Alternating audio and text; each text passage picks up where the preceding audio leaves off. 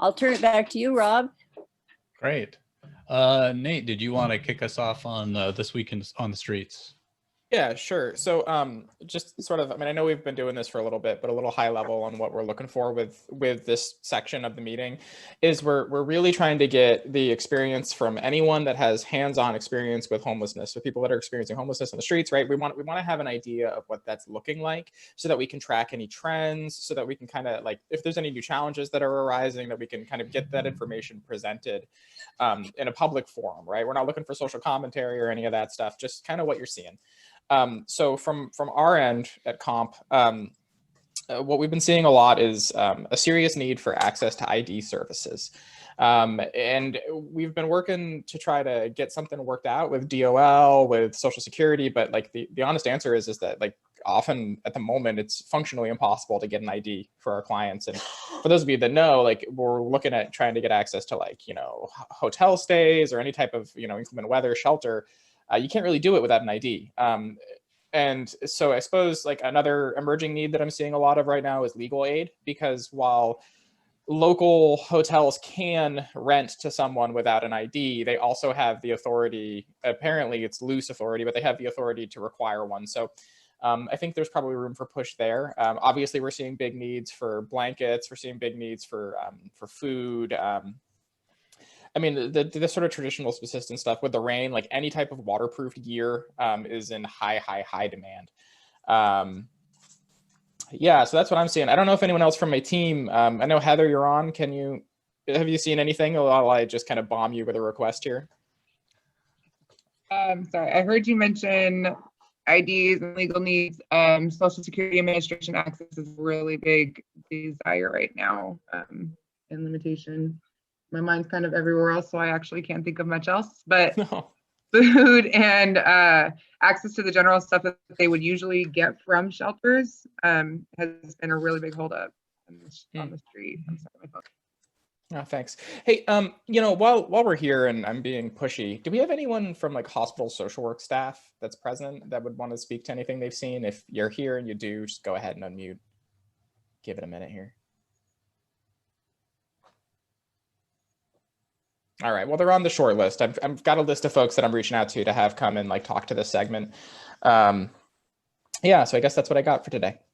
Okay, and one thing I would add to what Nate said, really for this segment, we're not looking for people to make presentations. We just really do want to hear what changes people are seeing on the streets every week, so that we can be responsive and try to help folks out in the most meaningful way we can. Related to that, James, you wanted to have us have a conversation about Thanksgiving during COVID time and what is happening and what is not.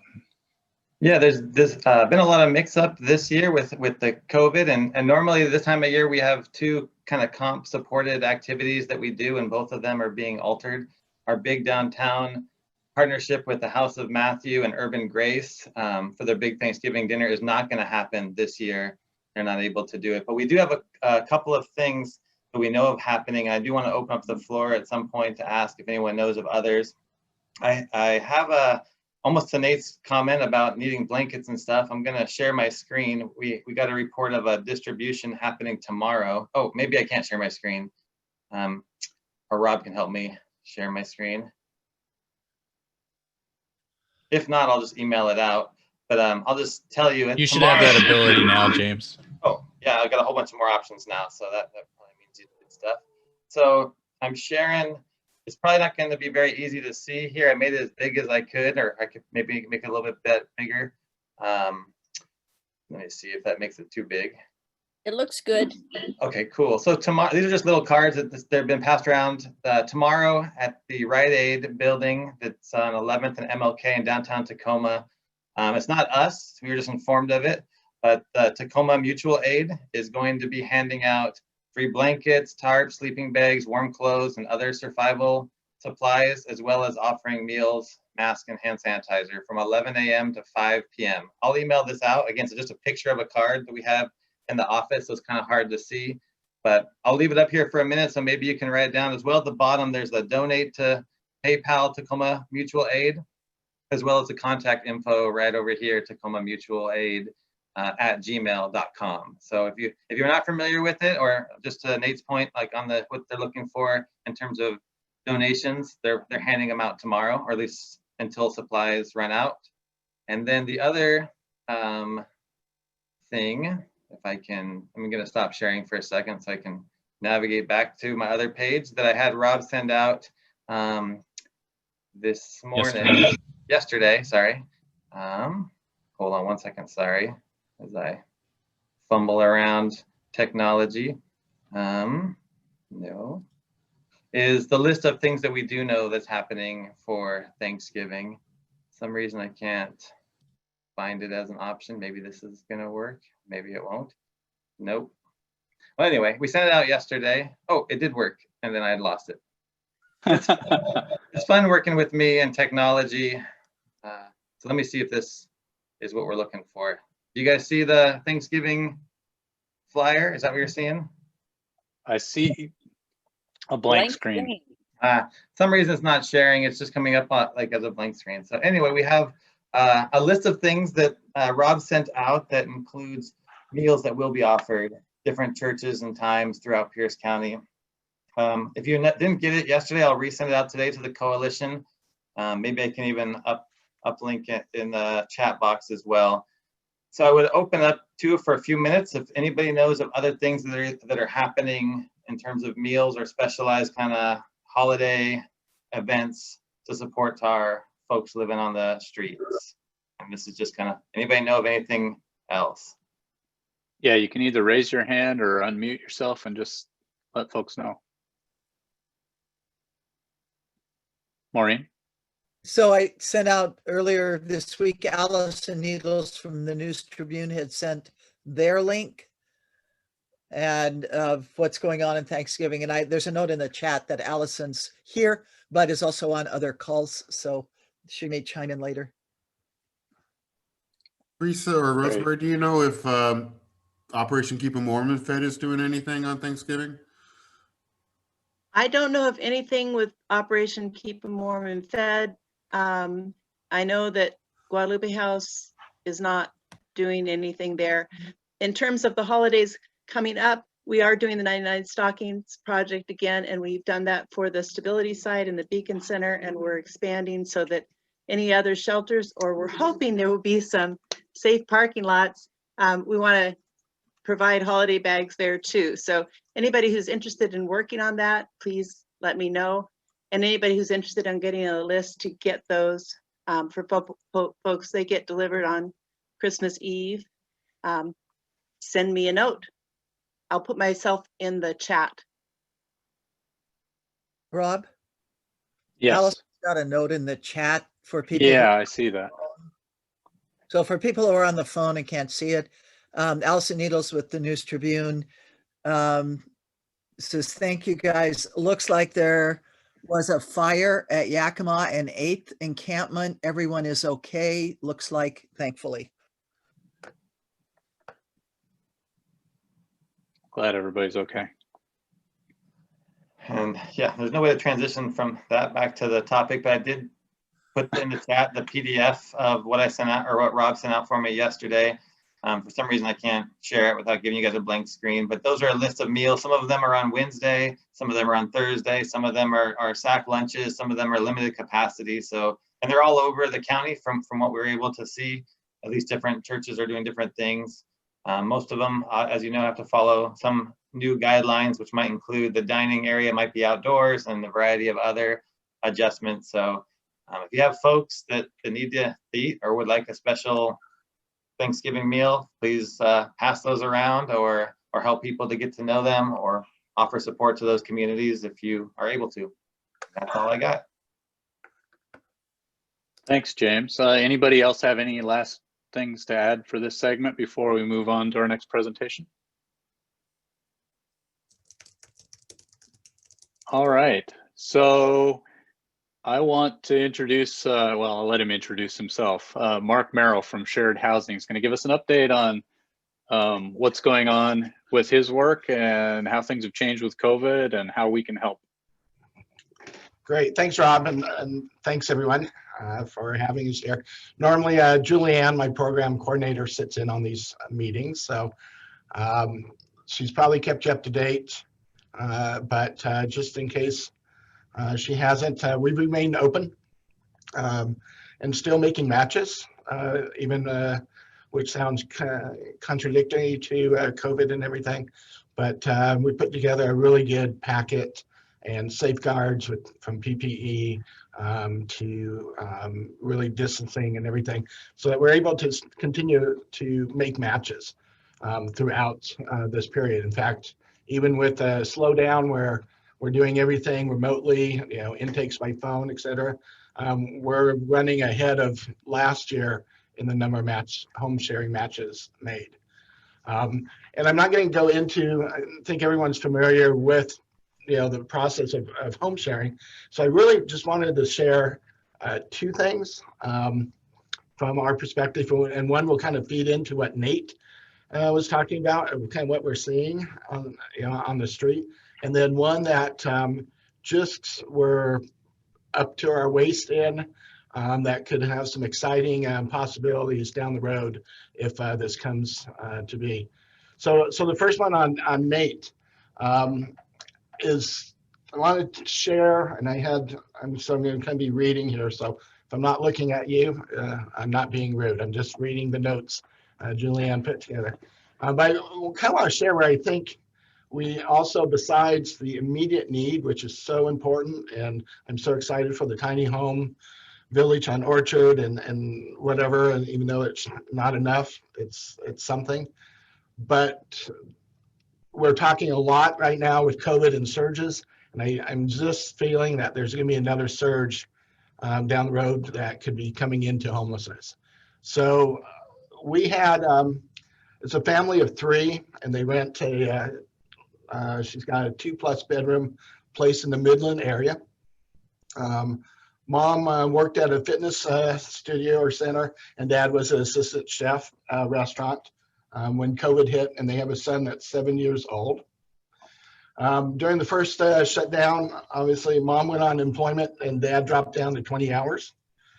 They were able to use the stimulus money to pay the April and May rent, and then the unemployment and dad's wages for the summertime. And they were filling in, with a credit card to buy groceries and other things.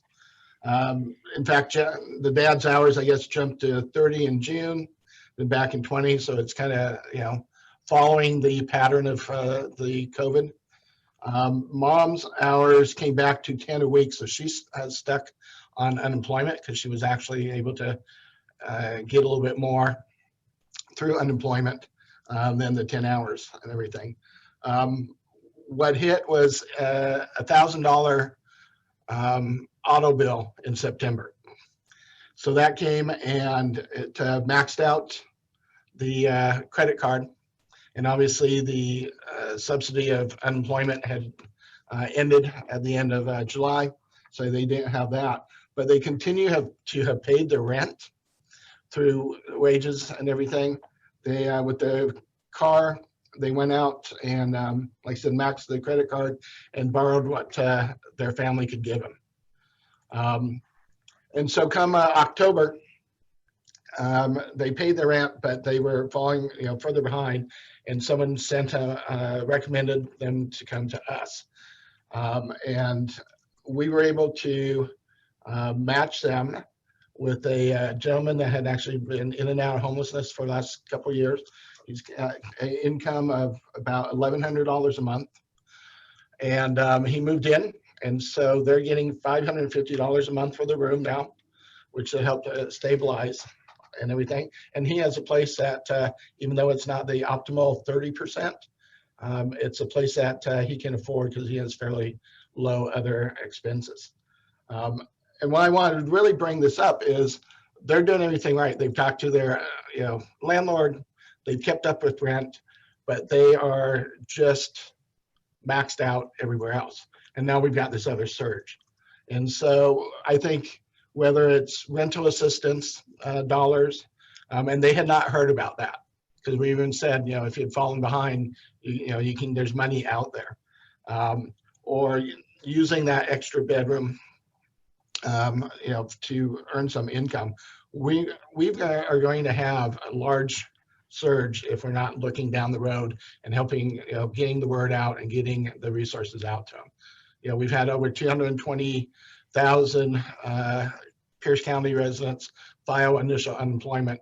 And so even if only 5% can't self-remedy, that's still, you know, 11,000 that could find them exactly in this position that they're going to need some help. So that, and we're kind of seeing that. We've seen that with several, you know, single individuals where they've lost hours and, you know, they're falling behind, you know, quickly and needing the help. So that's my Debbie Downer, that's my doom, even though this has a happy ending. I think we really need to, you know, work with, you know, get the shelter today, but be aware of what's coming down the road. What's exciting is we were approached about 2.5 weeks ago by a couple live in the north end of Tacoma, and they have a 27-foot RV, and they want that they don't use during the winter, and they want to help a family. And so we've been working with them. They are getting it hooked up to electricity, to water, making sure that it's literally outfitted. We're working with MDC to identify a family. They're wanting to do it for a 6-month period. So it's a great opportunity for a family to move in during these inclement weather times, be able to get stabilized, get their feet under them, and then, you know, progress out. And this is a way that this couple, they said, we can use this to help someone. And then in the summer, when we do use our RV, we'll use it. And then next fall, if everything works well, we'll do it again. And so I'm excited because there's a lot of RVs that are parked right now. You know, so if we can somehow put a little packet together, say, if you want to help and you want to utilize your RV, here's the steps to do it. This could be a big help, you know, each winter when we need shelter the most. So I'll keep you up to date, or Julianne will, on how that's going and everything. So that's it. That's all I have. Hey, thanks for the report out there. Like, and I agree with you. Like, we're obviously facing like a human services cliff, right? That we're about to go over the edge of, and I think that we all need to be oriented that way. If you all end up needing any like support for case management for the family that goes in there to make sure that it's a success story with the RV, like, do please let us know. We'll be more than happy to help. Definitely. Thanks. So does anyone have questions for Mark? Mark, I'm just curious, does that RV run afoul of the city's policies about people not living in RVs on the streets and everything? Not so far, because it's with it, that's going to be on the property.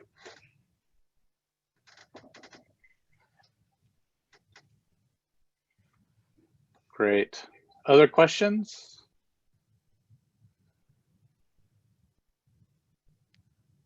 Mark, is there anything that those of us in the group here could do that would help you at Shared Housing? Yeah, you've heard, I'm sure, Julianne, our mantra is just get the word out. Yeah. You know, spread the word. We see it all the time as people come in as home seekers and they have that extra room that they could utilize, you know, to be able to remain now instead of being, you know, finding themselves needing housing. And you know, the beauty is if we can keep them housed, we keep them out of homelessness, but we also help someone that might be experiencing homelessness. So it's a win-win. So we just did a whole series of podcasts on VT radio to try to reach out to the Latinx population, which is being, you know, disproportionately affected by the pandemic and economic downturn. So if you come up with, say, boy, this would be a great place to talk about home sharing, to get the word out, to help keep people stable, then just call us, email us, and I'll put my contact info in the box. Awesome. Thank you, Mark.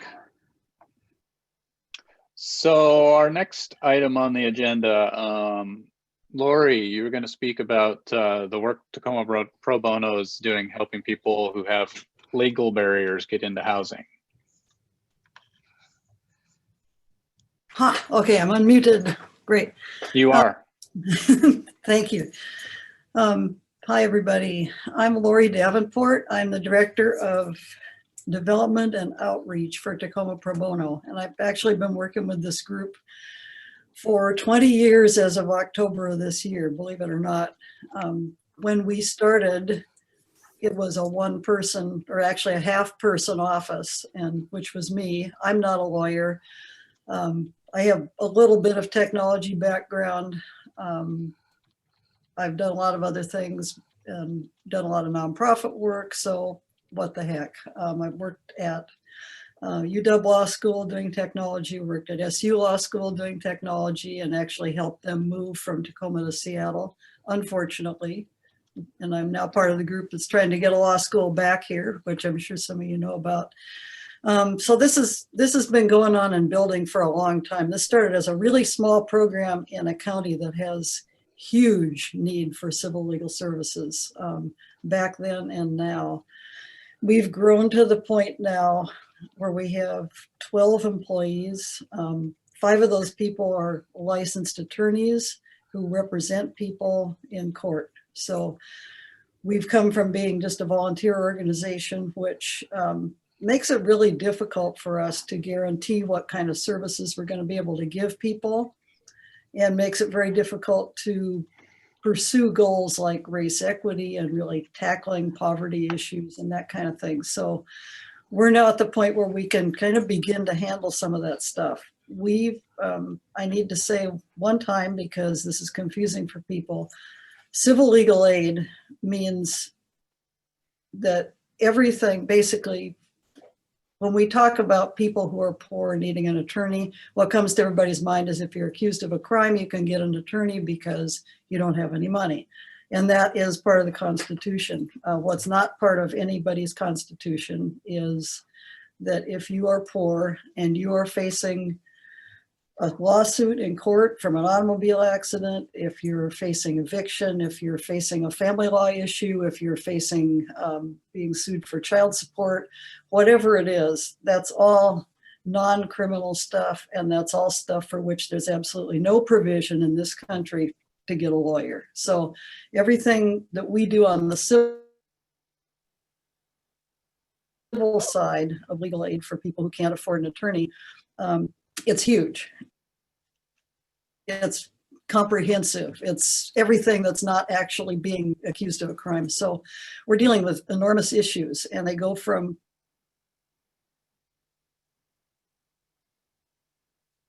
things like, let's say, you can afford to hire an attorney for a big lawsuit like a family law issue, but you have a legal need. So you go to your attorney, you get a will, power of attorney, that kind of thing.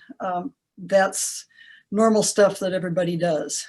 In civil legal aid, when we're talking about people who are really stuck in poverty, who really are disenfranchised, who have barriers, anything from not being able to speak English well, to not being a citizen, to having racial, ethnic background that keeps you on a side of society where you're not going to feel like you can approach people to get help. It goes on and on and on. You're going to have issues that normal people who could probably afford a lawyer are not going to have. And one of those issues is housing. It's a big deal. And there are a lot of parts to that. We have difficulty approaching that. So what we've done is created housing justice projects around there's a big one in King County. We now have we have one in every county. And ours in Pierce County, as a result of COVID mostly, has gotten pretty big now. All we used to be able to do was go to court 4 days a week and help probably 1/10 of the people who are actually on the docket. So that's like about as far away as you can get from right to counsel. But that's what we're basically trying to do, because that's not something, even if you could afford it, if you're a tenant, it's going to be really difficult to get somebody to represent you in court if you're being evicted. So that means, okay, we're dealing with we can't get volunteers for that. Regular attorneys who do regular attorney work don't represent tenants in court when they're being evicted. So there's an area where we intersect with trying to do something to impact poverty. And that's just the tip of the iceberg. I mean, the people who actually come to court, who have received a notice, who know they're facing eviction, who probably owe rent, who might have a defense but don't have a clue what that defense is, those are the people that we have been able to help, at least a few of them. We're in a different position right now.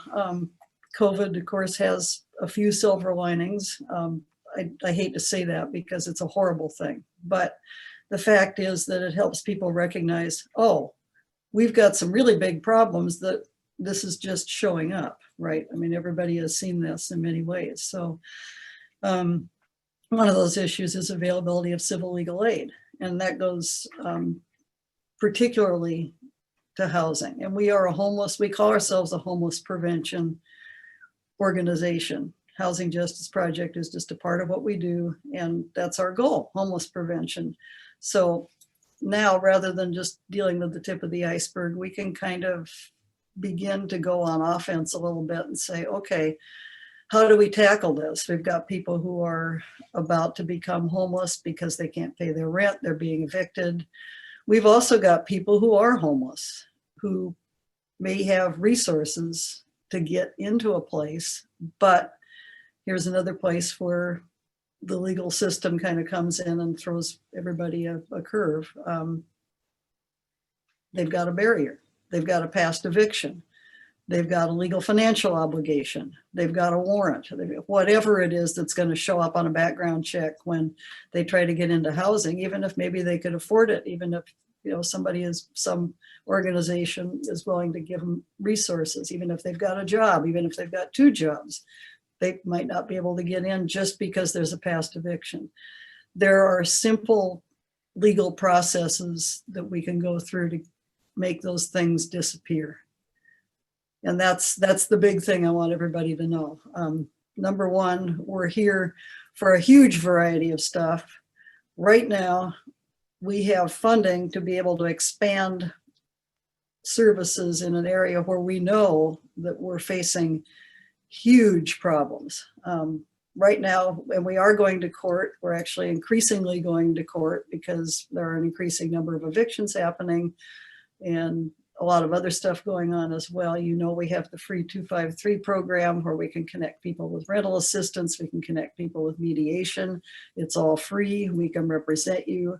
We are having trouble getting tenants into that program. So that's kind of a separate issue. But what I wanted to talk about mostly this morning is just to let you know that we're working on this process. And as we've discovered with trying to get tenants into the free 253 program and now the eviction program that's just started, the pilot program where we again are connecting with rental assistance and mediation to try to keep people out of court.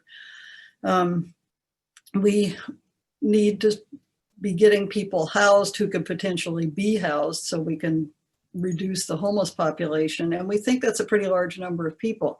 Problem is, again, we are having trouble right now because of the moratorium reaching tenants. We know from past experience that it's not easy to reach people who are homeless. So I'm asking for help from all of you. We need ideas on how we can connect with you. And we know from personal experience working with volunteers, working with a client population that is extremely varied. This is not easy, and it's all personal, every bit of it. It requires personal trust, personal connection to get referrals that are meaningful. And we're not just here to give advice or send you off with a bunch of papers that you don't understand or give you a flyer or whatever. We're here to make sure that when you come to us, you get a result. So that means that we need meaningful referrals. We need to be getting the right people. We need to be talking to those of you who know what we're talking about, know what your clients need, and can make that connection.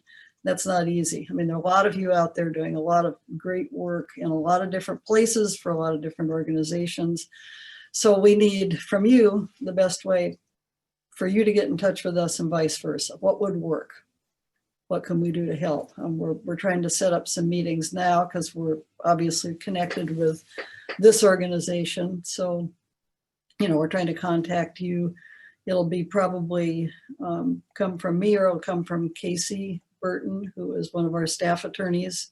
May come from a new staff attorney we're in the process of hiring, so we'll introduce that person when that gets done. But hopefully we can set up meetings with you, so that's one thing we're doing. We really encourage you, obviously I'll put my info in the chat so you can contact me, and info in general for clients or anybody you think should be getting in touch with us. Let us know. And, you know, if you have a cool idea right now, let me know. But the other thing is, what do you consider right now? COVID's made a lot of changes. One of the other things that's changed is, how do we do effective outreach? How do we reach people? There are a lot of organizations that really aren't operating in person. We're not either, but we will make appointments for people. As an aside, I guess I should also mention that we have 3 now different workstations that are available for our clients. So if people come in and they need to, like, say they need to attend a Zoom hearing, they need to get some paperwork filled out and file it, whatever, we have workstations set up. They're clean, they're safe. We keep everything super safe here. That's possible. So nobody's going to be sent out on their own to do something. But basically, we want to know, how do we let people know we can do this? You got an eviction on your record. That's not a stopping point. That's, oh, okay, here we go. We got this program here. We can help people. Do we send you a flyer? Do we, what do we do? What helps? Because right now, you know, I've spent a lot of time knocking on doors and realizing there was nobody there, and I got a stack of flyers in my hand. You know, what do I do? Something came up yesterday at a meeting of all the different housing justice projects around the state that are being kind of sitting here waiting for the moratorium to end and yet hoping that it doesn't. Kind of weird. What do we do with our funding? So we're trying to figure out how to do outreach. Somebody suggested repurposing old political campaign signs and just putting your information on it. So we're thinking about doing that. But so any ideas you got, let me know. And I think that's pretty much what we have to say. But. Okay. So anybody with some ideas to share now, that this would be a perfect time.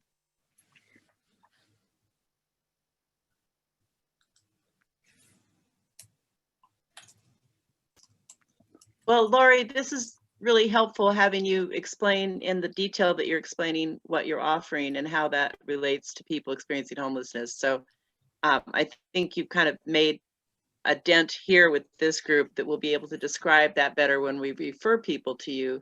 I've tended to refer people more loosely to you, to your group. So, but I also think sending out a flyer to the whole coalition periodically, because it's so hard to find things that have come a while back. So don't feel like you're, at least from my perspective, you're not filling my mailbox, you're reminding me that you're there and giving me something I can print out. Great. Lori, what's the most effective way to refer someone to you? The best way to do it right now, probably the fastest, is 2 ways. First of all, if you have a client who can handle contacting us themselves and like has an email, has a phone, so we can deal with them individually, just have them go to our website and fill out the intake form, because there are people processing those every day. Don't use the phone. In normal times, our phone connection sucks because we get hundreds of calls every day. So we're always kind of behind, and our phones are off right now. We can get voicemail and we will respond to voicemail, but the online form is fast. The other thing you can do, if you want to make connection for a client, because maybe we can't contact them directly, write to hjp@tacomaprobono.org and just say who you are. Say I'm a case manager, or I run this organization, I have this client, here's how you can reach them, or here's their contact information. We like to know that we have people's permission for you to share their information. But otherwise, those are the two best ways. If you want to, if phone's best and you want to leave a voicemail, it's 253-572-5134 extension 102. That goes directly to the housing people. And you can always email me, and I'll put my email in the chat as well. A quick question. Are you listed in the Pierce County Resources thing that we can click through our website? I believe so. I think we're listed on the Human Services. Are you talking about the Human Services resource page? Yeah, the Or one the that PC homeless. the PC homeless one. The I'm one not that, sure. Well, I'm that'd not be a sure. great thing. I'm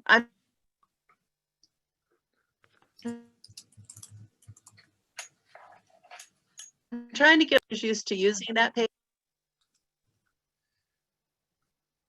You're cutting in and out, Teresa.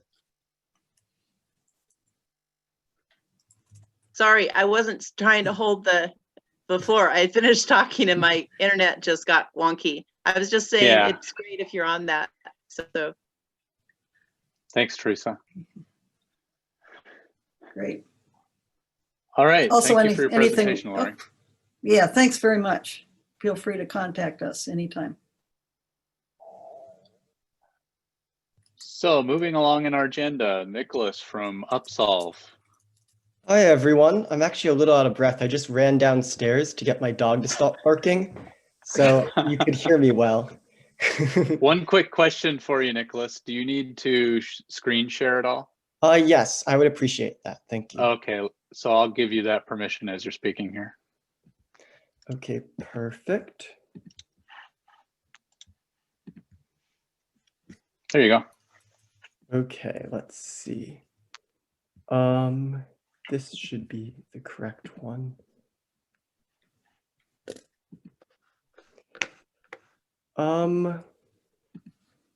This is strange. It doesn't want to let me screen share. Let's see. Huh. I'm gonna try changing my settings to let me do this.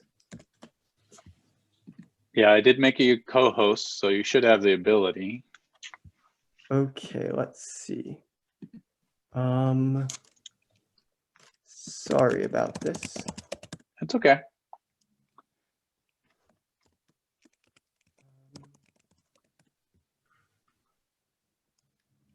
I can't get this right now. I can just share people the links in the chat. Okay, that's Okay, fine. yeah. So I was planning on presenting stuff, but basically start by sharing this first link. So one cool thing that happened yesterday is Time Magazine named us one of the top 100 inventions of the year. So we're very proud of that. So basically, how Upsolve works is we are a software tool, a web app, that people can answer questions about what they earn, owe, spend, and own. And then our software can create the forms to file for bankruptcy protection. So what is bankruptcy protection? A lot of people are very scared of that word. They think bankruptcy is something that's very bad. But actually what bankruptcy does is it protects you from your creditors, and it can eliminate your debt.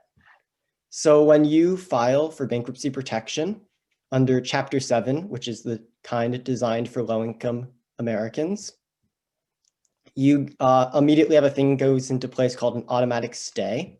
And an automatic stay basically says your creditors can't go after you, your debt collectors can't go after you until your case is over.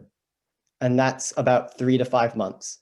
And then after 3 to 5 months, if you do all of the steps that we walk people through, then your debts that can be erased by bankruptcy are completely forgiven. They're written off. And so the kinds of debts that can be erased are credit card debts, payday loans, deficiencies, say on an auto loan. Auto loans themselves can be erased through bankruptcy protection. Some things that can't be erased are student loan debt and childcare payments. So what we do, and I'll share this in the chat. We have people go through these steps. If you can open up, I apologize. I could share it. I could probably share that. Oh, page if if actually you that's could screen share helpful. that, that would be great. Yeah, Thank I'll you, do Rob. that. Yeah. Maybe. Of course, then I won't be able to see anything else. But go ahead. Sorry about that. That's okay. So basically how it works is people, they get referred to us or find us on the internet and they take our questionnaire. It's 10 questions to make sure that bankruptcy with Upsolve works for them. And basically they'll answer questions, upload their pay stubs if they have them, and then upload their tax returns. And then we'll connect them with a nonprofit where they have to take a federally mandated credit counseling course. And after they do that, our software can create all of the forms for them and our attorney can review the forms for accuracy. We then send those forms to people who then just sign all the forms and send them to their local bankruptcy court. And then there's this thing called a filing fee that's also federally mandated. We can help people, if they're low income, get a fee waiver. And that fee is $335. There's a lot of people that don't have to pay anything for credit counseling or the filing fee. And Rob, if you could scroll down a little. Sure. Thank you. And so then after you pay that fee or you get it waived, you go to a meeting with a person called a trustee. It's 5 to 10 minutes. We'll walk through people and show them a video of basically what happens at it and what to say. And when everything goes well, you then go home, take another 1-hour course online that you can get the fee waived for with a nonprofit. And then at the end, you'll basically just get a letter in the mail that says your debts have been wiped away. So Rob, you can stop screen sharing that now. So I'm going to share another thing in the chat. Rob, if you could screen share this link. Will do. Thank you very much.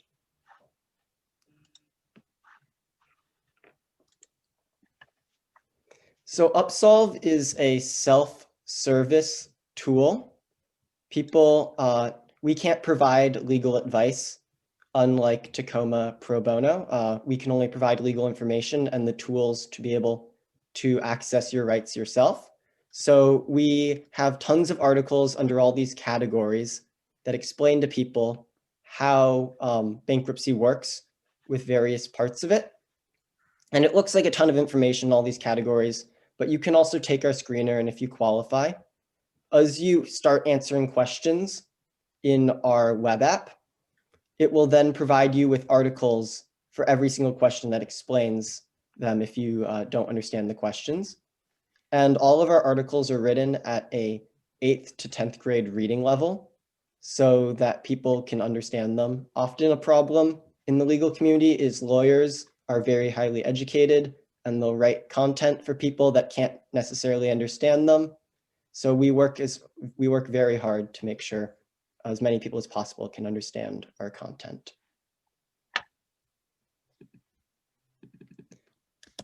So let's see, I'm going to put another link in here. Rob, if you could share our homepage. Sure.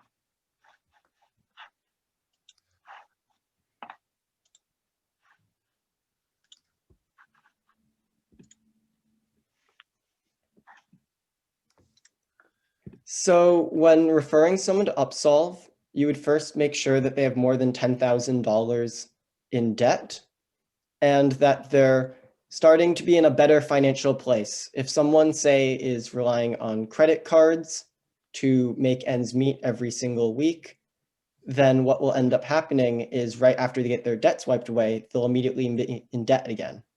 And you can only file bankruptcy, depending on which kind you do. It's about 7-8 years, depends on which kind. So basically, you basically don't want to be in debt again right after you file. So you have to make sure that someone, you know, was in a bad place, but their financial situation's starting to get better and they have more than $10,000 in debt. And if that fits their situation, you can send them to this website and have them click Start Now, which will take them to a set of 10 questions in our screener to make sure it works for them. And if it all works out, then they can use our program. So one more link to share.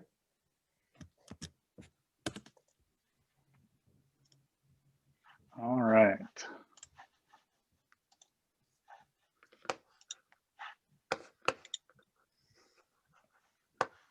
So this guide is what people find particularly helpful. We have guides on how to file for bankruptcy for free in every single state. And Rob, if you could just scroll down through the article so people can see what it looks like. We basically walk people through every single step and even where the courts are, what the name of all of the trustees and judges are, and their contact information. So people feel as comfortable as possible, knowing that everything they need to know is there for them. So I actually completely forgot to mention to people what the history of Upsolve is. So we were founded in 2016 at Harvard University at the Access to Justice Lab, where actually I used to be a research assistant. And we then spun out and tried to figure out how to use the research that we were doing into helping more Americans access their civil rights. And that later then became this program in 2018. Fantastic. So does anyone have any questions?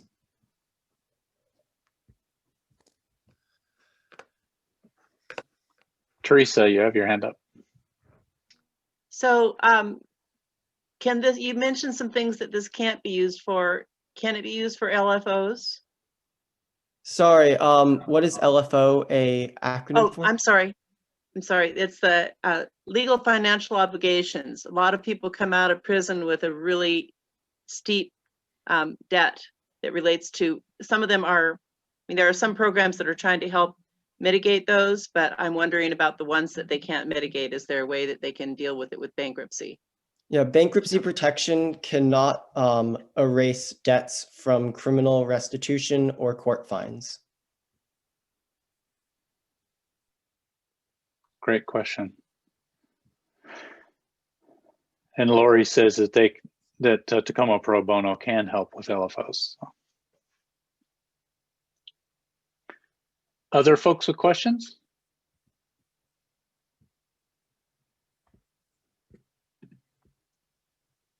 And Nicholas, I hope you can see the chat.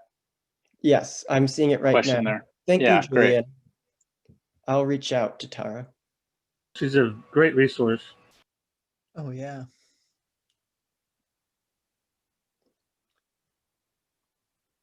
Maureen. This is great. It's great to see technology work like this. Used for good. Great. I'd probably argue that the reading level is too high, but we used to peg to 5th grade to really reach people who didn't have the advantage of even a decent high school education. So that's something to think about going forward. But what are you seeing by virtue of the requests that are coming in that are like sort of canaries, if you will? I mean, are people coming in heavily credit card burdened because they're using their credit card? I mean, we hear from the eviction prevention side, people are using their credit cards, but we have like, macro data, but not Washington State specific enough or even county enough? So what are you seeing? Yeah, so our demographics, we are seeing that our average amount of money someone has in their checking account is $225. And the cost of a private bankruptcy attorney is 6 times that. 96% of the people that use Upsolve say that they wouldn't have been able to file for bankruptcy protection if it wasn't for us, because they either couldn't afford a private attorney or couldn't find free help. We see that our users are twice as likely to be African-American than white. Our users are a little bit more likely to be women than men. 32% of our users have student loan debt, and of that debt, 49% of it is student loan debt. So we see a lot of people that have immense amount of credit card debt and payday loans because they're trying to pay off their student loans. We also see a lot of medical bills, but it's hard to parse out exactly how much because people will often charge those medical bills to their credit cards. So it will then show up as credit card debt. And the biggest causes for people coming to Upsolve is an unexpected exorbitant medical bill or a layoff. Another common cause is divorce.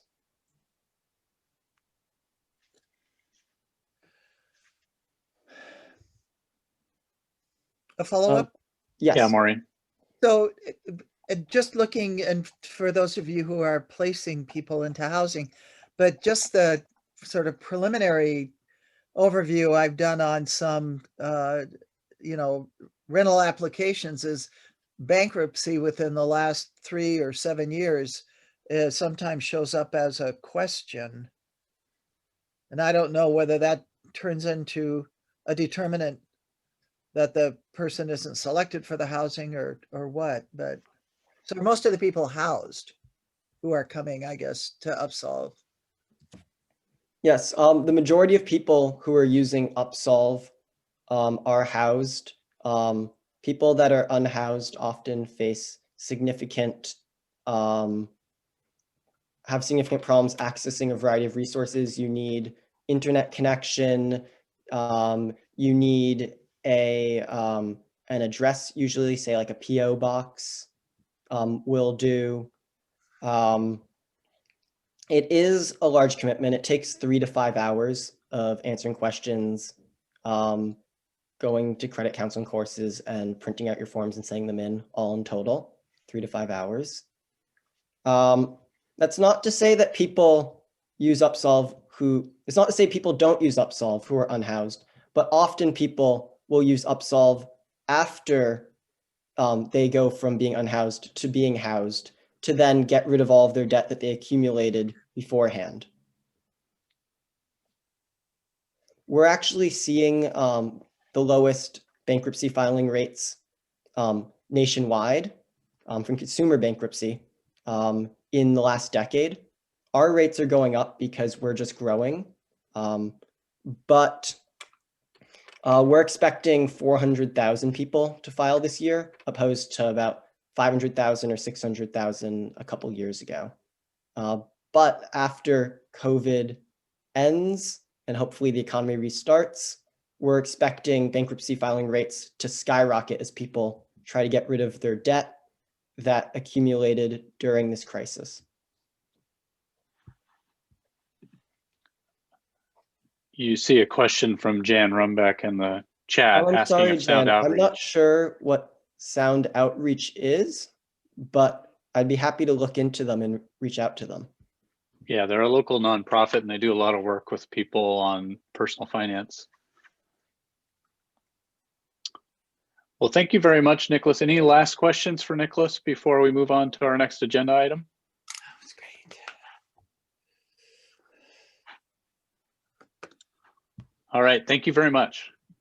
Thank you. I'm gonna just put one more link in the chat so people have it. It's a 2-minute video that explains how Upsolve works.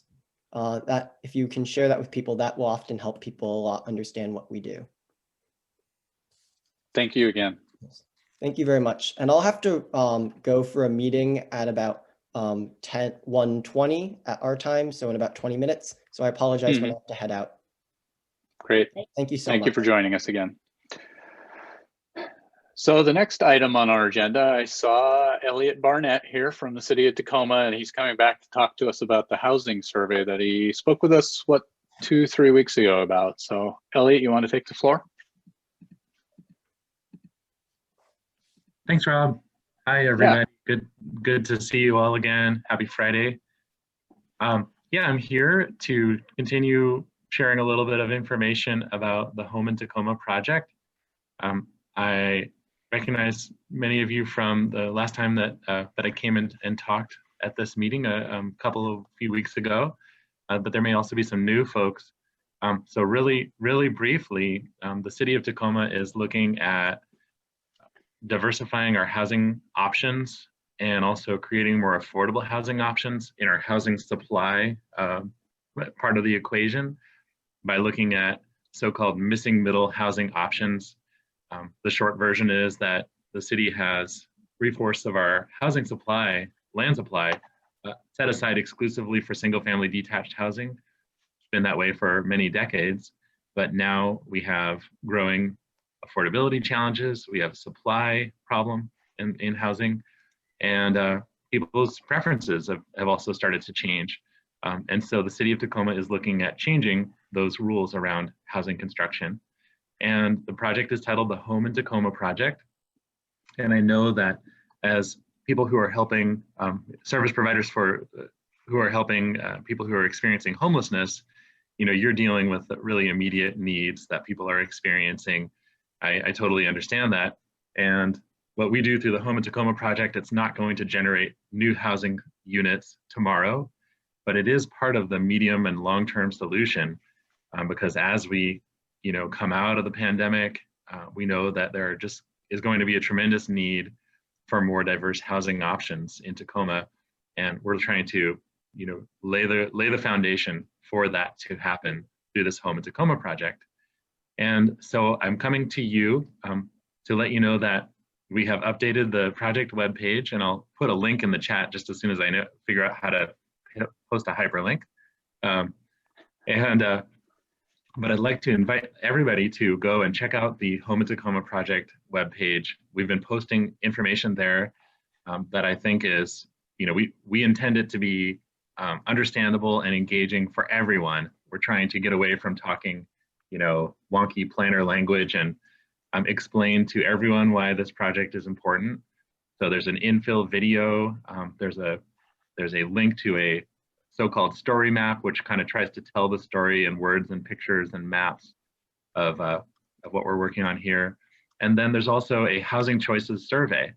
And I invite you all to please fill out that survey and provide your input. But then also, I need to ask you all to become ambassadors a little bit for this effort. And if it's possible for you to invite your clients, people who may be experiencing homelessness, to participate in that housing choices survey, as well as to check out the other resources that we're offering, that would be a huge service to the project. Because I think there's a lot of interest in Tacoma in making some significant changes to our housing growth strategy. But the way that that might happen is really through significant engagement and engagement with stakeholders that don't always, claim a spot or have a voice in these policy conversations. And so that means, people experiencing homelessness, we really need to hear from them as well to have a well-rounded engagement strategy here. So that is my ask. And the project, thank you, Rob, for posting that. I'm still adapting to online meetings, everyone, and I was struggling with how to post a hyperlink. So thank you, Rob. And please check that webpage out, and we will be translating that survey into Spanish. If you find a significant need for other languages, please let me know. Our plan right now is to to translate it into Spanish and wait and see if there is a need for translation into other languages. But we can also, offer paper copies if that's more useful for people that you're working with. Please let us know. In this pandemic time, we're not putting a lot of paper products collateral out there just because people aren't always, we don't want to encourage people to meet in person. But if there is a need for that, I would love to hear from you, and we can certainly support that.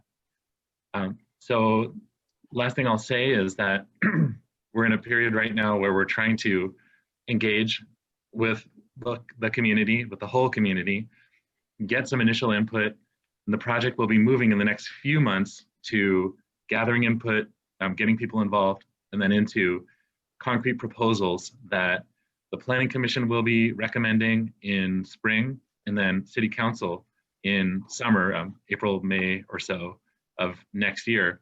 So really just a few short months. It's going to be a quick policy process as far as us, these types of planning efforts go. So it's a great time to have a real influence in Tacoma's housing story. So that is what I wanted to ask you all to help with. And I'd be happy to answer any questions if anybody has some. Great, thank you, Elliot. Any questions, feel free to unmute yourself and ask away.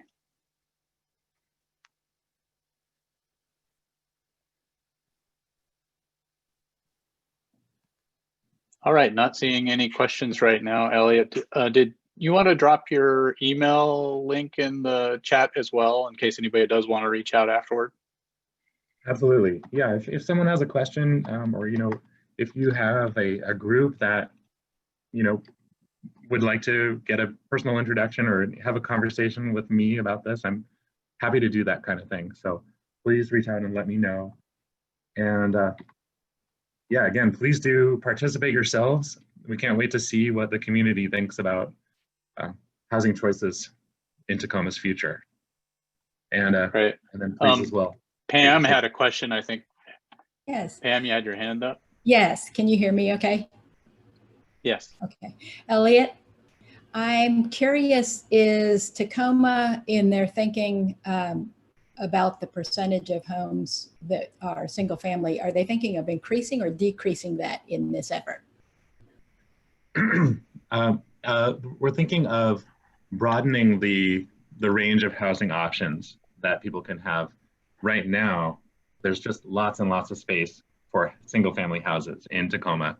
And so this would be adding more flexibility in those currently single family areas to do things like add a second unit, to look at perhaps allowing 2-family, 3-family housing. We don't exactly know what the range is, but right now it's really locked down to single family detached almost exclusively. Perfect. Makes sense. Thank you. Yeah, Maureen. Elliot, thanks for coming and helping us figure out how to bring more voices. You just mentioned adding adding to a single family unit. My neighborhood has a number of what I suspect are not permitted, already existing single family homes with at least one other household there. Is there going to be like an amnesty or something? There might be, yeah. So there certainly are plenty of, second units, whether they are, permitted and legal or not, out there in the community, because of course, zoning has been in place since the 50s, but in neighborhoods that are older than that, we've always had a mix of different housing types. And you can think of plenty of neighborhoods in Tacoma that are like that. So when you see existing, second units or, or other types of housing options, they may just be older. They may be kind of grandfathered in, or they may indeed not be permitted. And so there may well be some sort of amnesty period. Sometimes units like that may not meet all of our rules. And so can we kind of legalize some of them through this process? It's a great issue, and we will be working on that. Thanks. Thank you. Okay, any last questions for Elliot before we move on to our next presentation? Yes, Rob. Yeah, Joe. Hi, Elliot. My name's Joe. And I'm curious if you are the point person to get specific questions answered, like the time frame in which you guys are looking at increasing this density, what I can do as a person who actually is acquiring and developing affordable housing, how I can participate in getting some inventory and starting to build. Hi, Joe. Yeah, absolutely. This is the time to get involved. Feel free to reach out to me individually if you have specific questions. But we're creating some opportunities for broad engagement, the survey being the primary one right now. But if you have comments, questions, reach out to me. And the Planning Commission is in the lead in putting recommendations together. And they're going to be doing that over the next 3 or 4 months. And so this is really the time to ask those questions, to raise issues, or make suggestions. And we'd love to hear from folks who are involved. I'll reach out to you and put a meeting together. We have everything we need to just start building. So the issue has been the inventory available in Tacoma, and the desire has been to go after surplus properties or anything that the city was interested in providing. So this is good. I look forward to talking to you. Me too. That's great, Joe. I look forward to it. Elliot, Carolyn Reed. Sorry, I just came back from a walk and I was late for the meeting. I caught the tail end of your talk. What about funding for these types of, developments? Is there any way the city's looking at trying to get a hold of some funding streams so that you guys can get involved in supporting, supplementing, subsidizing the housing that's not very lucrative for developers to build? Yeah, great question, Carolyn. And yes, I'm sure you're all familiar with the Affordable Housing Action Strategy that the city developed in 2018. There were, I think, 27 actions in that document, and some of them involve creating more funding streams or going after new funding sources to subsidize affordable housing. The project that we're working on, the primary focus is to get our regulations out of the way of creating more housing types. But we know that that's only one piece of the puzzle. And we know that that's probably never going to serve particularly the lower income households in Tacoma. And so we are also working on affordability strategies, whether it's new funding sources or public-private partnerships through city can offer incentives for including dedicated affordable units in projects. So that is part of this project too. So how do we, who do we give our recommendations to on how to, because there's some funding sources available that could be used today. There's some other cities that are using partnerships that we could suggest you guys look into. Where's a good place to land those kind of recommendations? And secondly, how does somebody get on that planning commission if they have a planning engineering background? Sure. Well, a couple of questions. I mean, I am one point of contact. I'm working on, some of the proposals here, but we have a full team of staff working on the Affordable Housing Action Strategy. So if you reach out to me, I'd be happy to try to connect people who are working more directly on new funding sources.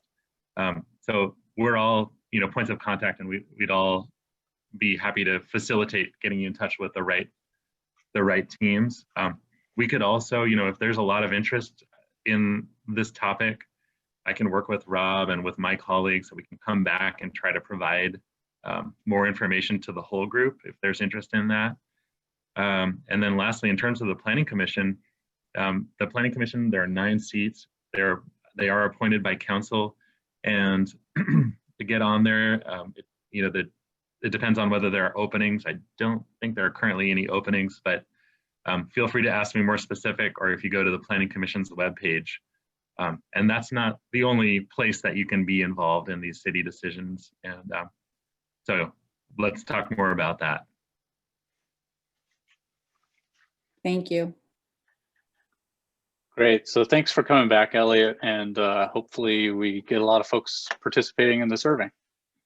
Oh, please. Yes, I'm so excited to see a lot of responses there. Well, Cool. Thanks, everybody. Look forward to talking with you more. So moving along in our agenda, Pam from COBI, do you need me to give you host or co-host permissions? That would be great. Thank you, Rob. Okay, I'll work on that. Okay. All right, you should be ready to share if you need to. Okay. And this looks like.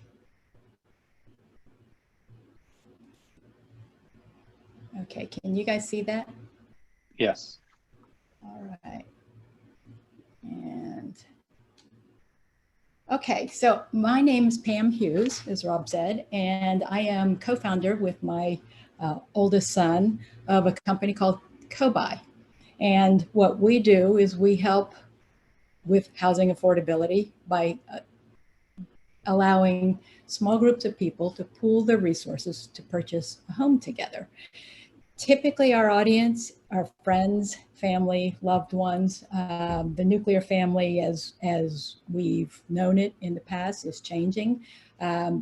Households necessarily, because housing is scarce and unfortunately has become somewhat of an asset class, leaving many people without access to affordable, safe homes. So this is a solution that we developed in 2016 after personally having gone out and tried to purchase a home, as at the time it was my husband, my oldest son, who I said is my co-founder, and his girlfriend at the time. We have a collective 60, 70 years in real estate, construction, finance, and we tried to buy a house together and found that it was extremely challenging, and that the market didn't favor circumstances where there were multiple parties trying to buy property. So we had an interest in launching a business that was focused on improving access to home ownership and making the process easier, and decided this is the space that we wanted to spend our time and energy. We believe that owning a home is foundational to stability, financial stability, security, and establishing wealth for a family or for a household. And so our vision is to democratize home ownership and wealth creation, and our mission is to make it easier to buy and own a home together intelligently. I mentioned that my co-founder is my son. He spent about 10 years abroad in England, studied economics in London, and went on to work in the debt capital markets in banking, and decided to come home to found a business with me. I had been in the corporate world in finance and insurance, and then launched out on my own into real estate and construction with my husband. And so in 2016, after about a year of research and development, we launched our platform. So we are a tech-based company. However, we have also a high-touch involvement with our audience. We say we pioneered co-buying. The fact is that people have been pooling resources to buy and own properties together for through eternity. But there was no formal framework for how to do that, and there was no language around it, and regulation does not make it easy. Our laws, our lending practices, our systems just don't make it easy for people to be able to pool resources and buy together in a way that protects them and their relationships and their assets. So we're based in Seattle. However, we're operating out of our home in Snoqualmie. So we're up here in King County. And I share these values because we find them not only important amongst our team, but also amongst the groups, the audience that we serve. Transparency, accountability, credibility, and accessibility. These are things that enable the group members to move through the process that I'll talk about a little bit more in a moment, to be able to successfully buy and own a home together. So before I move on, when I use the term co-buying, again, that's a small group of people pooling resources to buy and own homes together, and co-owning is the result of that activity. So back to who's doing this, we see and have seen for eons, unmarried couples represent about 9% of the market today. Friends are about 5% of purchasers, and family members, and by family, we're looking more at extended family, multi-generational households, and that number has grown significantly since COVID, and not surprisingly. And why people buy is driven largely by social and financial reasons. There is a sustainability element to it as well, and all of the presentations I've been listening to and learning from this morning kind of play into this. Financial is becoming more and more of a driver of co-buying. It enables a hack, if you will, to housing affordability, regardless of your socioeconomic circumstance. And it's a way to provide for densification. To Elliot's point, I see the transition and the willingness of cities and jurisdictions to look at more densification on a property as a huge contributor to solving the access and affordability issues that we all face today.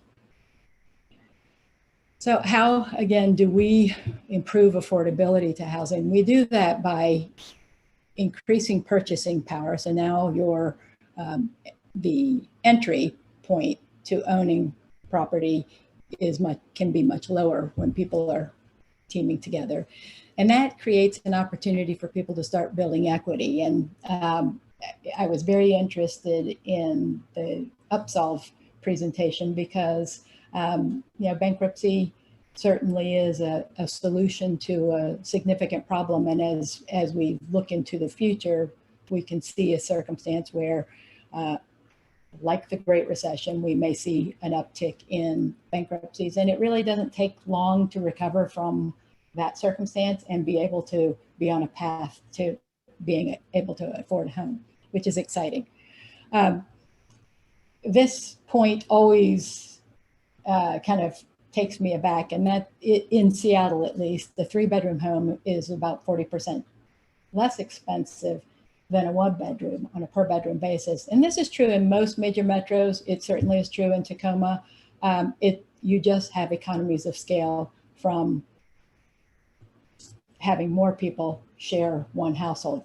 And so as we look at something like the Home in Tacoma project and the opportunities that exist there to create purpose-built houses that are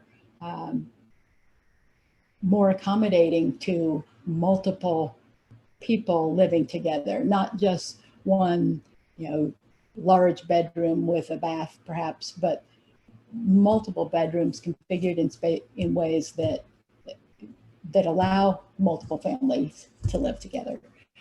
So co-buy helps through a electronic platform that we host, gocobuy.com. We start with the planning and building consensus amongst the group members and determining their eligibility and viability, to securing joint financing with the group members, connecting them when they're ready to a co-buy certified real estate agent. And we're not attorneys. We do have a co-buy agreement creation capability within our platform that is a self-guided, the group members choose the questions they want to ask and answer amongst themselves, and use that to serve a legal document that is really an operating agreement for how is this relationship going to exist, who's going to take ownership and in what proportions, who may just be a renter in the household. So all the specifics, all the operating agreement and the exit strategy is defined. Protections are provided for in that document, and just going through the entire process is a component of the protection. We also provide for access to insurance product that can help with protections for, if someone loses a job and can't make their portion of the mortgage, or if someone should pass. So essentially what COBI does is provide education, guidance, connection to the right professionals at the right time, and in an efficient manner that keeps costs contained and predictable. And we also provide protection for the individuals and the group members, their relationships and their assets. And as I was in touch with a lady named Sunita Garrett, a wonderful human being who attended one of our educational seminars down in Oakland, California, about a year ago. She stayed connected to me, and I knew that she didn't want a COBI, and I wondered kind of why. And she then introduced me to another woman, Judy Flanagan, who I believe is part of the coalition. And Judy said, you have to come speak to this group. And I'm thinking, okay, we're a for-profit company that, while housing affordability is what we're into, that's what we do, that's what drives us. I didn't see the connection to homelessness, but as I listened to all of you today, I'm starting to see how this is all tied together. So thank you so much for sharing all that you have. It's been very enlightening and really just amplifies what it is what we're doing, and we would love to find ways to work together and help. And I'm sorry, I'm looking over here and there's the camera, but thank you so much. Yeah, you're welcome, Pam. I'm guessing there'll be some questions from folks. And Kevin. Well, mine's not a question, it's just an observation, and thank you for sharing. But I was involved in a grant program last year where folks who were at the risk of becoming homeless, and the first thing you did is a strengths assessment with them. And one of the strengths was, who else do you know? And it never occurred to me, who else do you know where you could pull resources and buy? It was always to rent. Right. And this gets you into the asset, I mean, in building up equity. And it's just, yeah, so it seems like an obvious solution that I think many folks never thought of. So thank you for bringing that. It's just another tool for those who have some resources, but not quite enough. So thanks. And what's beautiful today is, with interest rates being as low as they are, sometimes you can actually have a lower cost living together than in a rental. And in fact, we just recently put a woman and her two daughters who are having significant issues with their landlord not providing a safe, secure place. The real estate agent that we engaged was amazing. He found them an off-market property, essentially did a kind of a make you move kind of opportunity. And these three women now are living happily together and at a lower cost, and with the stability and security of having a house, and now can kind of focus on other elements of life that are important. Maureen. Thanks. Yeah, and thanks, Judy. When I first heard Judy, I thought, does this fit? But I did too. I did too, but I'm seeing it.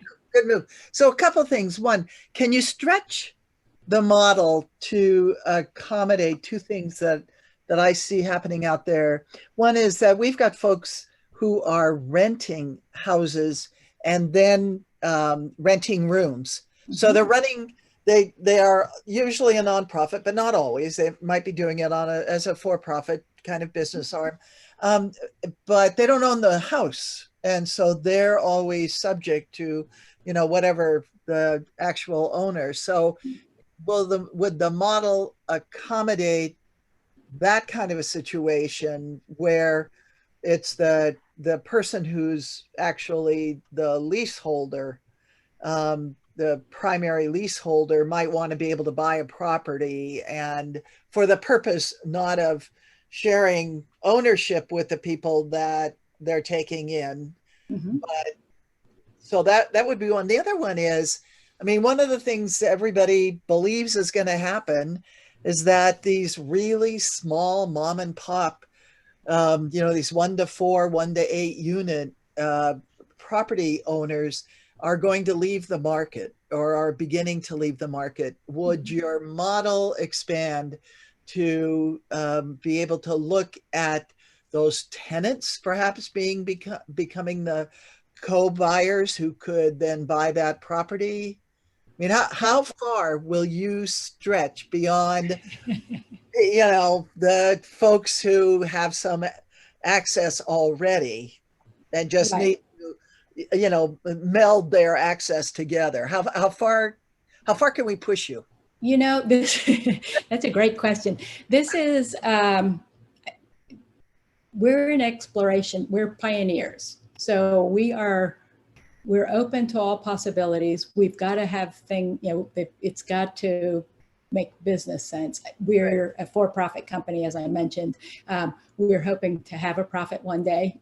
So right now we're still in investment mode, but with public-private partnerships, there are things that we can do to help with the landlord situation. But I think there are also opportunities for having investor purchasers or helping the people who are living in the property to become homeowners, actually. And so I think there's a way. It's just working to figure that out, and I'm willing to take the time to do that. That's can you work statewide? That makes sense. Yes. In fact, we're currently working statewide. We're also in Northern California, and we're kind of dabbling right now in Oregon. So only because there's still pockets where I see properties come on in small towns that are just unbelievably affordable, but there's no capacity on the nonprofit side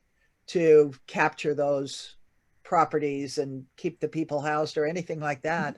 I just think you fill a niche. I think together we can fill a niche even better. Yeah. Joe, you had a question? I do. Hi, Pam. One of the things I wanted to explore is from our previous conversation, are you looking into the opportunity for veterans to utilize their certificates of eligibility to combine households in this way as well? Because that's something that I used to try and find a way to navigate around, and it's just been sort of a stone wall, but it could really make a huge impact for those vets out there that are dealing with supposedly having this opportunity to be housed, but then having no access to be able to do it. Is that something that you are looking into or would be willing to look into? So great question. And what I'm wondering is that what is the challenge you're seeing is that two veterans can't share because to my understanding, two veterans can live together and they can use one eligibility certificate, right, to get a mortgage. And right now the mortgage limits, I don't think they have a mortgage limit. I think things are pretty favorable for veterans. Yeah, I've been asking the question and I keep getting, so for instance, a good example is my brother. He's a retired Air Force, I'm Army, and as he just got displaced in Seattle and is trying to stay so he can keep his son in school, we began looking at an option to co-buy. And I've looked at this before with a hard stop each time I asked the mortgage lender any questions about it. It's like, you can't do that. You can only use one certificate of eligibility, one vet, and it can't be, you can do the co-signer thing like private citizens do, that sort of thing. But as far as the access for each veteran to come to the table with 0 to 2% down and the forgiveness of VAs for default, that sort of thing, it's a no. And it just leaves a lot of veterans trying to figure out how to make it work. I will explore. I will take that on to explore, because that's a very important issue and one that it would be good to get to the bottom of. So let me do that, and I will get back in touch with you. I've got some lenders and some folks at Fannie Mae that I can reach out to learn more. Excellent. And I'm open to the legwork. If you want me to assist in any way, I'm available. Beautiful. Thank you. All right. All right, thank you very much, Pam. I think we're going to move on to the next item in our agenda. If you want to hang around and put any information or answer questions in the chat, that'd be great. Sounds good. Thanks, Rob. You bet. So let's move on to our government updates. Let's start with Pierce County. Valerie, do you have any updates for us this week?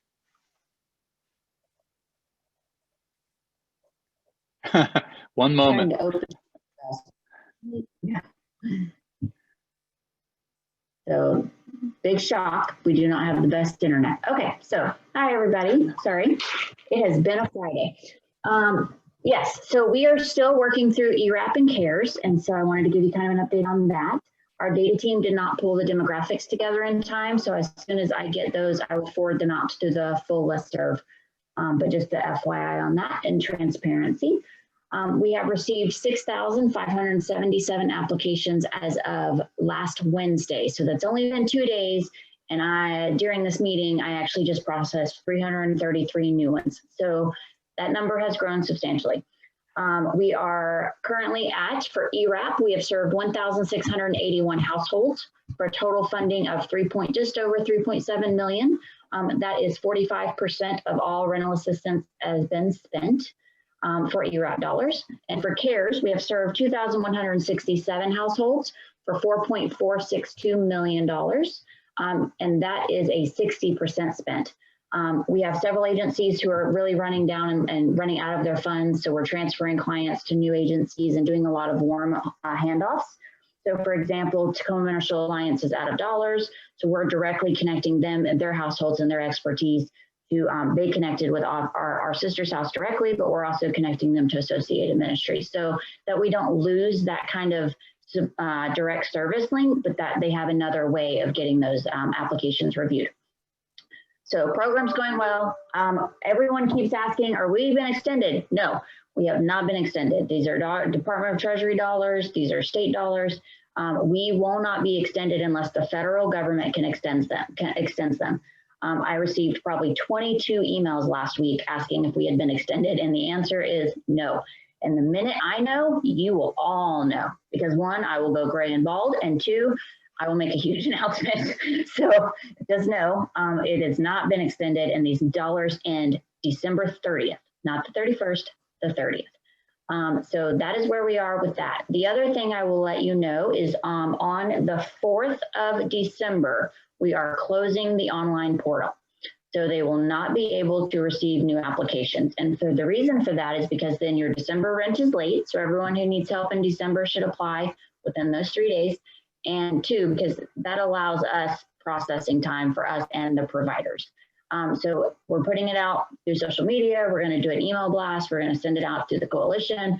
We are actually putting it on the application itself, but the portal will close December 4th. So let your folks know who are dragging their feet, apply, apply, apply. We are getting folks out as fast as we can.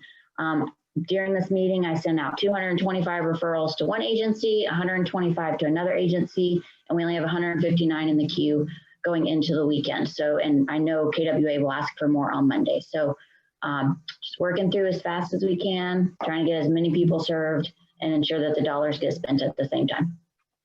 So I'm here for questions. And hi, Joe Lewis. It's good to see your face. All right, any quick questions for Valerie?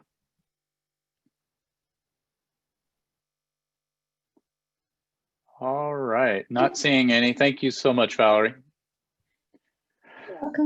So anybody from the City of Tacoma on the call who would like to provide an update? Renee? So I'm here, but Erica sent her update out to the group, she said. So I don't have an update other than what she sent you all. Okay. Thank you for being here. So I'm going to post a couple of links in the chat. Carrie Ching from Tacoma Pierce County Health Department was not able to be here today. So let me paste those in. What you'll see here is it's information about the preparations for the COVID vaccine.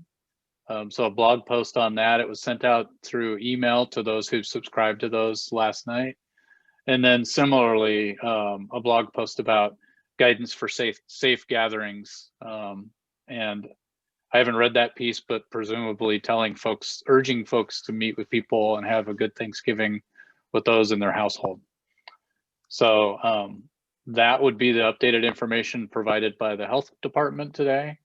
Is anybody from Pierce County Emergency Management on the call?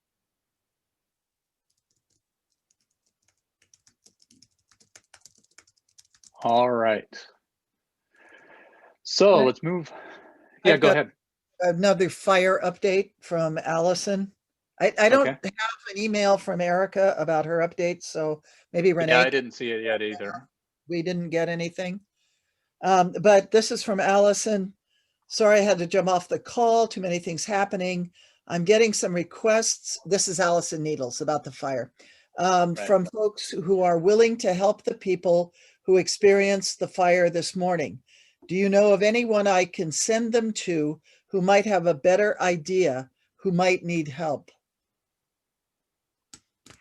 So I'm presuming they're going to want to find tents and things to help shelter people who are in those tents. I imagine, yeah. I don't know what shape that encampment site is in either, if they can either actually continue there or not. I don't know. So what should we tell Allison? I can see Jenny talking, but she's muted. Yeah. James, thoughts? Do we just want to let Allison know? Colin, go ahead. You know, if James probably has better ideas, I was just going to say just the typicals, you know, the shelters. I don't know what openings they have at Bethlehem right now. Stability side, I don't know if there's potential for maybe some temporary expansion there.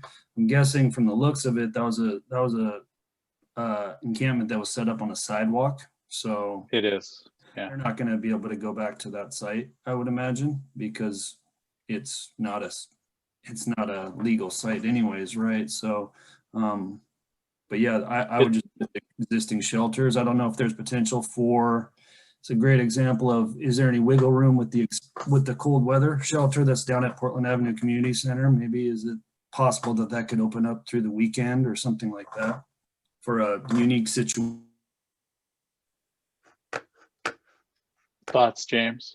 I don't have any additional. I was going to say the same as Colin. Like, I think they already announced that through the weekend was going to be open. I believe. I wasn't 100% sure, but I think that was open. And my last understanding is it wasn't full. Like, they weren't at capacity last time they were open. So that might be a good start. From what I understand, like, if you've been down Yakima, you know there's tents going for blocks and blocks. But what I understand about this one, it's right next to one of our programs at Comp. That it seemed to be pretty small, and it was just a couple of folks, but it looks pretty big. That's a nice picture there. But yeah, maybe it's just 4 or 5 people who are going to be displaced, but I'm not sure. They might have to remove everybody. Yeah.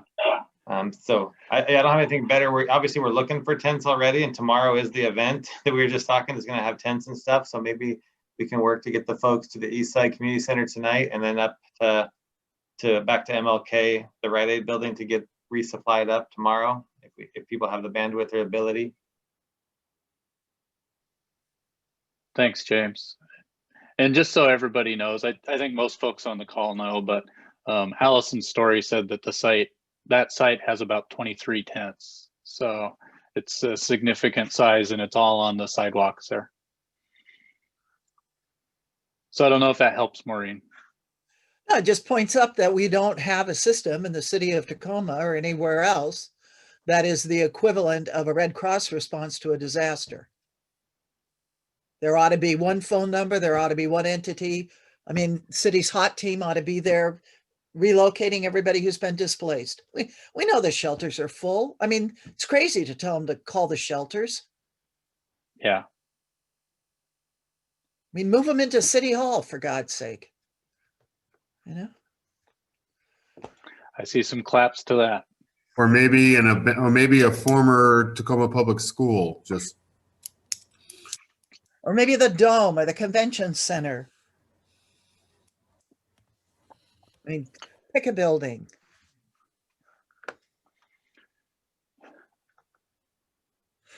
All right, so let's move on with our agenda.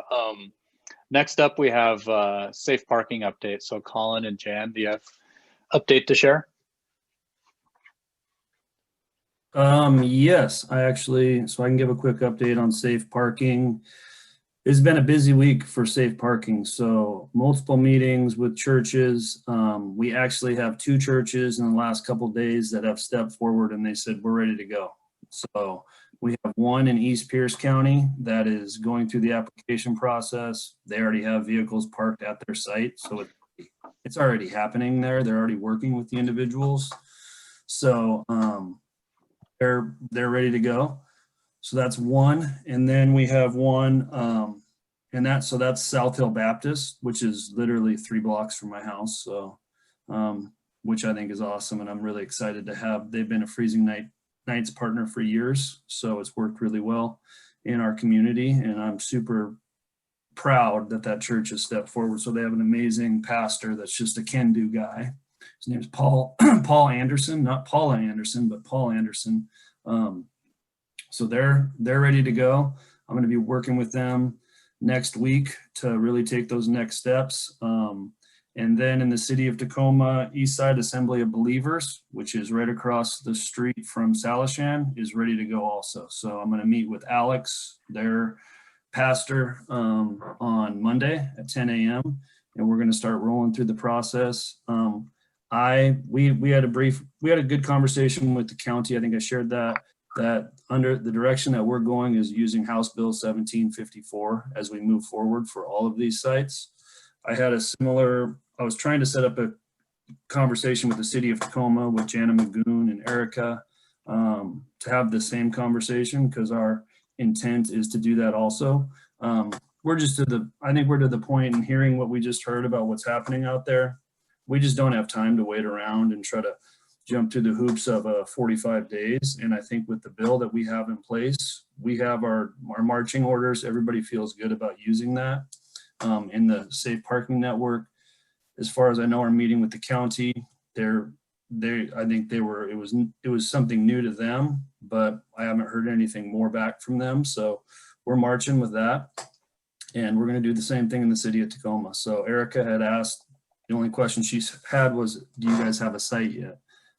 So I will share that with her to be transparent, but they're both ready to go, and they're just both can-do churches. And I'm very confident that as soon as we get those 2 up and going, there's multiple other ones that are out there that are just kind of on waiting there too. So good news. I just want to say thank you to the Safe Parking Network group, because I don't think any of us had any idea of what a heavy lift this would be as far as getting it off the ground. We're not there yet, but I think we deserve a good job, so thank you all. I really appreciate you guys supporting and being, walking through this shoulder to shoulder with me. Thank you, Jan, for everything that you've done with it. Thank you, Kevin. I'd just say I'd give a brief update, and I don't want to get too ahead of myself with this. Kevin and I met with UPS yesterday at the end of the day to just have an initial conversation with them. Obviously, UPS they're not in school. They're not going to probably be in school for a while. And as we know, they have a lot of parking lots, and they also, as Kevin pointed out, they have a kind of a connection to religion at a piece of the church, and Kevin could talk more to that, but a really good conversation with some of their faculty, or one of their faculty yesterday. We're going to follow it up, hopefully probably the week after Thanksgiving, but it seems like something that they were very interested in. And I think if we can get a universe, there's also conversations that I believe Jan's had with UW Tacoma. So once again, I think if we get university on, PLU is a faith-based university, they have a tie to that also. So, and you don't have to have that, but I think that that's a really unique and neat place to that we could potentially partner with also. So I don't know if Jan or Kevin or anybody else has been involved has anything to say, but as I said, thank you guys. Thank you, Colin.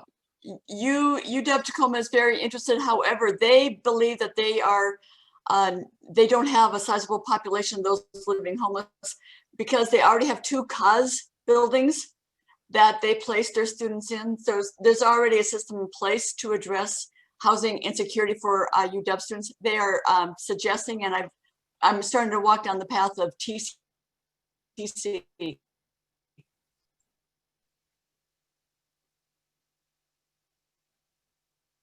Your audio got really choppy there, Jan. Maureen. Some of us met with a council member who suggested some public parking areas over by the Tacoma Mall, Department of Transportation Park and Ride or something like that. That there might, I don't know if you've looked beyond the churches as sites, but obviously they'd have to have some sort of support, but it might be a match for that kind of public empty lots. Might be a match for a faith-based organization who didn't actually have space or want to get involved in that level. You know, so anyway, something else. The other thing is a couple of us were on with the Greater Tacoma Community Foundation last night talking about the money underneath Kevin and how to get more money into the winter shelter program. And they asked for an update on where was safe parking. So I brought them up to date with what I had known as of Monday from the safe parking meeting. But even though they're not requiring reports, might be just a courtesy, especially when when one comes online. That's probably already on your list, but so yeah. And I was really singing your praises and the network created and, the documents and they're public and how bloody hard it is. Great. So thank you for that, Colin and Jan. Let's quickly shift over to Kevin for an update on what's happening with winter shelter. Unmute myself. So yeah, follow up a little bit on Colin.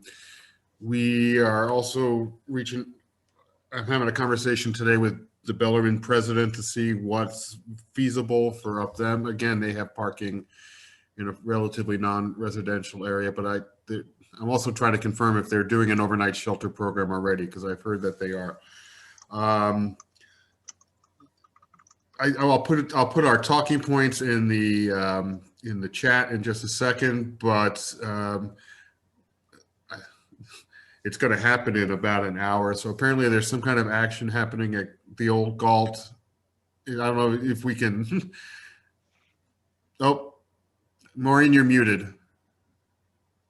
There are no texts, so I don't know if it's still happening. All right, I saw something on Facebook that it didn't say the when and the where, but it says something's happening at noon.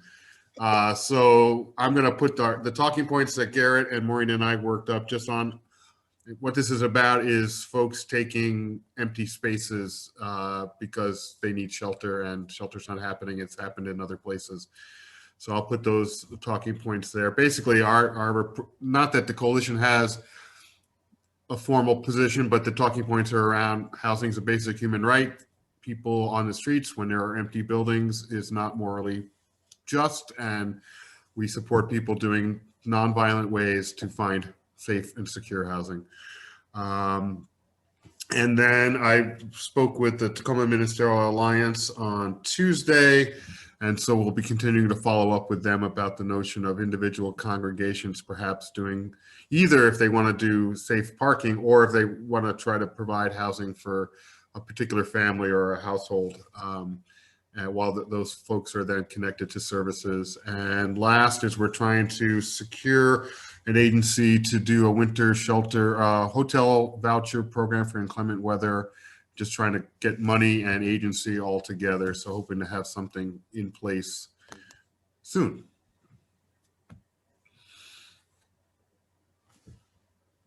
Great. So our time is rapidly running out. Why don't we shift to any items that folks want to share for the good of the order before we hit the 11 o'clock hour?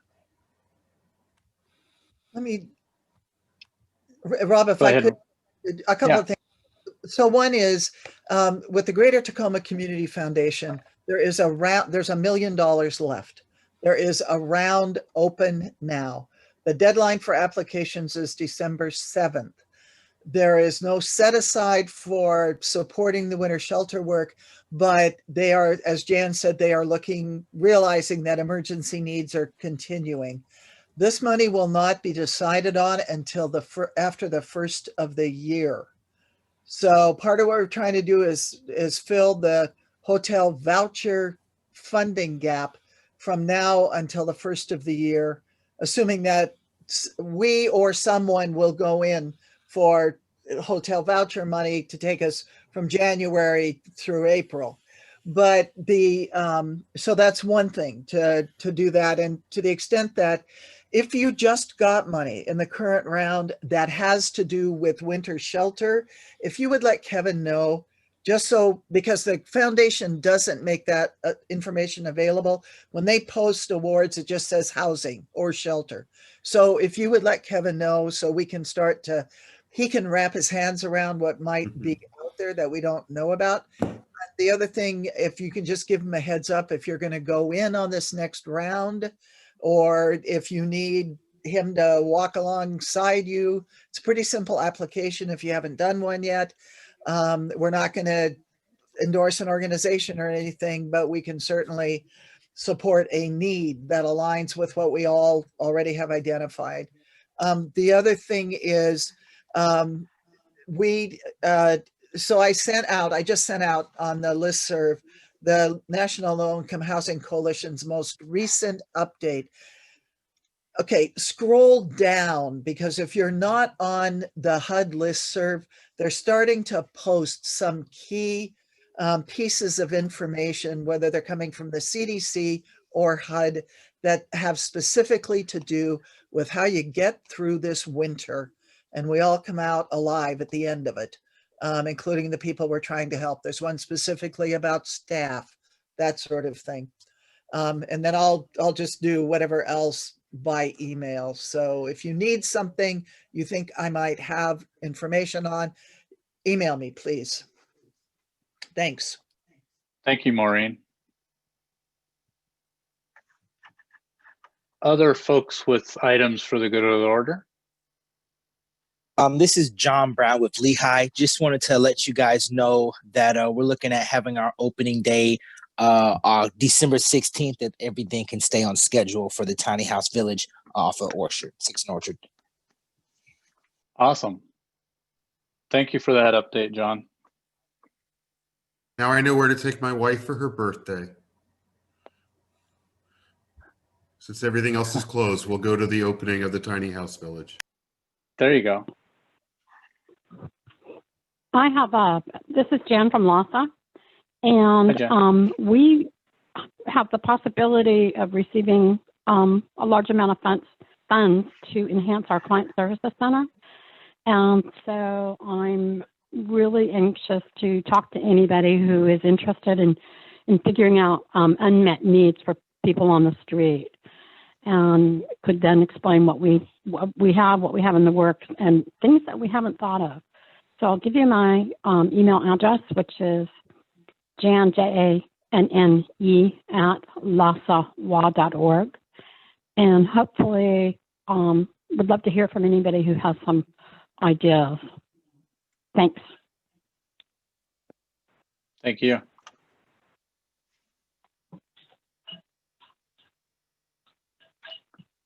All right, folks, we have hit the 11 o'clock hour. I want to wish everybody a happy and safe holiday this coming week. And again, a reminder that we will not meet next Friday. So hope everyone has an interesting and safe holiday, and we'll see you all on the other side in December. And for those, if you want to hang out, we will